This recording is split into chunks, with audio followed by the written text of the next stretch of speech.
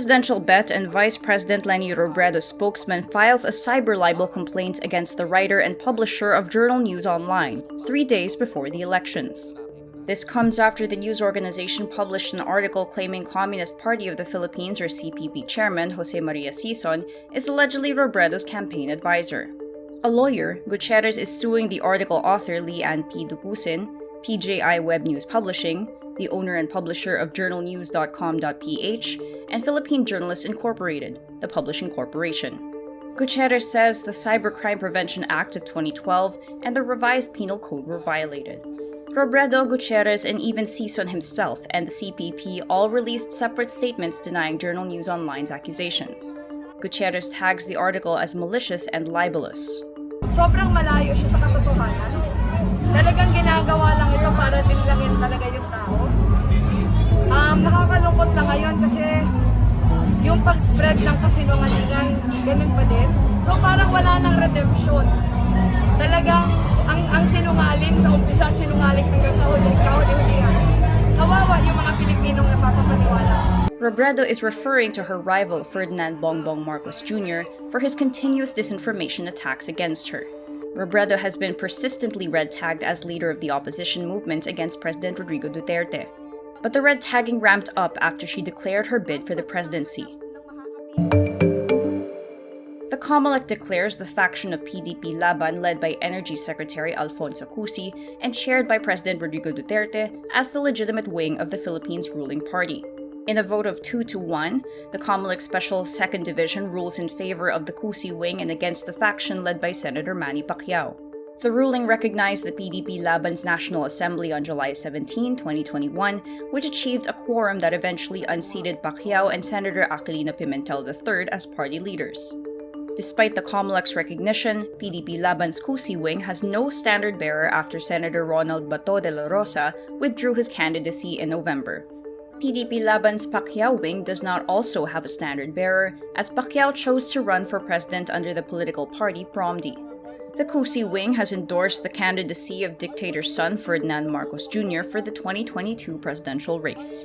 In a message to Rappler, Senator Coco Pimentel, chair of the original PDP-Laban wing, says his group will appeal the decision. Pimentel reiterates his previous position that the Kusi wing members are outsiders. Pacquiao, meanwhile, says he would rather not think about the Comelec decision favoring Kusi camp in the last 2 days of the campaign. Mag-aapila din kami doon sa Supreme Court. Sa ngayon, ipabaya ko muna sa kay Coco yan at inatupag namin itong patapos na ang kampanya. Need more context, clarity, and perspective? Get the full picture with Rappler Plus. With exclusive content and events, you'll get an opportunity to discuss issues with reporters, experts, and featured guests while helping Rappler continue its fearless journalism.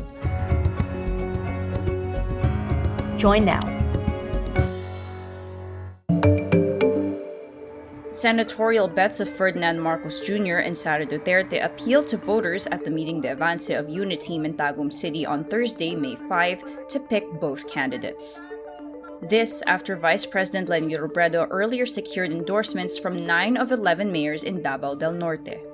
Senatorial candidate and former presidential spokesman Harry Roque downplays these endorsements without naming Robredo. May mga marites akong narinig.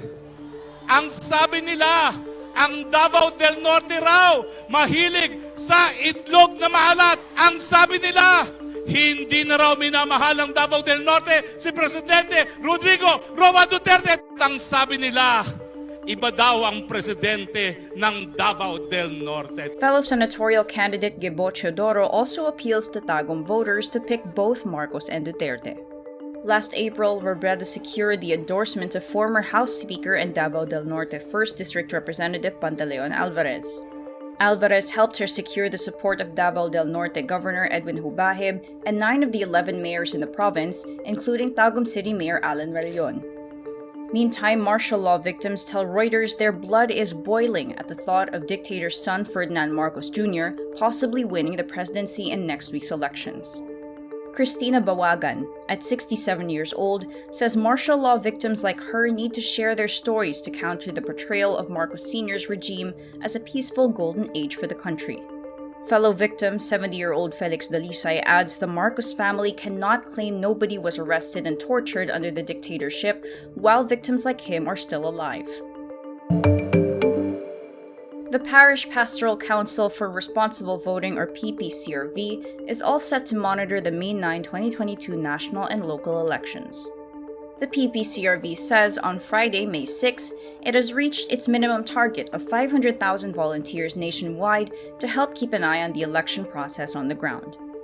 PPCRV spokesperson Van de la Cruz says before this week, volunteers were already in their assigned polling precincts to observe the final testing and sealing of vote counting machines, or VCMs.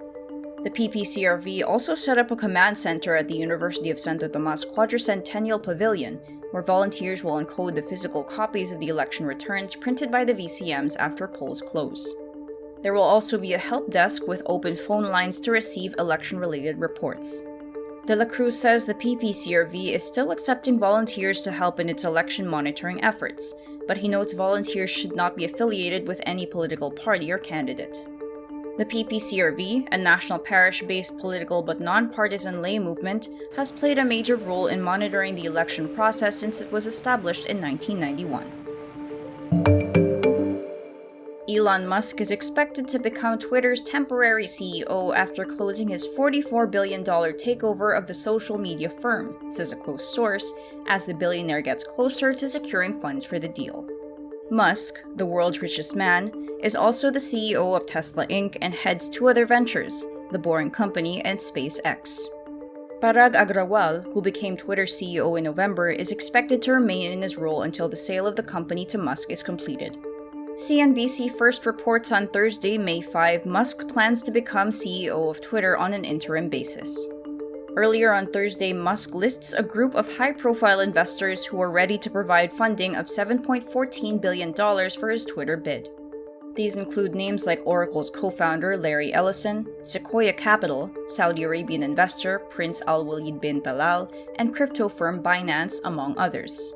Musk, a self-proclaimed free speech absolutist who has advocated user-friendly tweaks to Twitter, such as an edit button and defeating spam bots, has said he would try to keep as many investors in Twitter as possible.